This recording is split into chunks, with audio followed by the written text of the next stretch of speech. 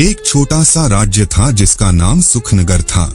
इस राज्य में हर कोई करोड़पति था। लोगों के पास अकूत धन दौलत थी, लेकिन वे कभी घमंड नहीं करते थे। सब मिलजुल कर रहते थे। राज्य का नेता ज्ञान भाई था। वह दूसरों जितना अमीर नहीं था, लेकिन उसकी बहादुरी और साफ दिल की वजह से सब उसे बहुत चाहते थे। पिछले 50 सालों से सुखनगर की दुश्मनी पड़ोसी राज्य विपदापुर से चल रही थी। विपदापुर बहुत गरीब था। वहाँ के लोग सुखनगर की तरक्की देखकर जलते थे। वे सोचते थे कि सुखनगर को लूट लें और सबको खत्म कर दें। लेकिन ज्ञान भाई का खौफ पूरे देश में था। कोई सुखनगर की तरफ आंख उठाकर भी नहीं देखता था। समय बीतता गया।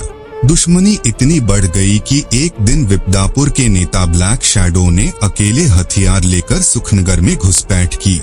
उसने बाहर घूम रहे कुछ लोगों पर हमला कर दिया और उन्हें मार डाला। फिर उसने सोचा कि यह सही मौका है। अगर ज्ञान भाई को अगवा कर लूं तो सुखनगर कमजोर हो जाएगा। उसी रात उसने ज्ञान भाई के घर पर धावा बोला, उसे बेहोश किया और अपने राज्य ले गया। यह सब सीसीटीवी में कैद हो गया। सुबह जब लोगों ने लाशें देखी तो सब सदमे में आ गए। रेस्टार जो ज्ञान भाई का करीबी दोस्त था उसे खबर देने गया, लेकिन ज्ञान भाई गायब था। सबने मिलकर तलाश की, लेकिन कुछ पता नहीं चला। सब परेशान थे। तभी रेस्टार ने कहा, चलो सीसीटीवी फुटेज देखते हैं। फुटेज देखकर सबका खून खौल उठा। रेस्टार ने फैसला किया कि वह ज्ञान भाई को बचाएगा। वह अकेला विपदापुर की तरफ निकल पड़ा। बॉर्डर पर विपदापुर की सेना ने उसे रोक लिया।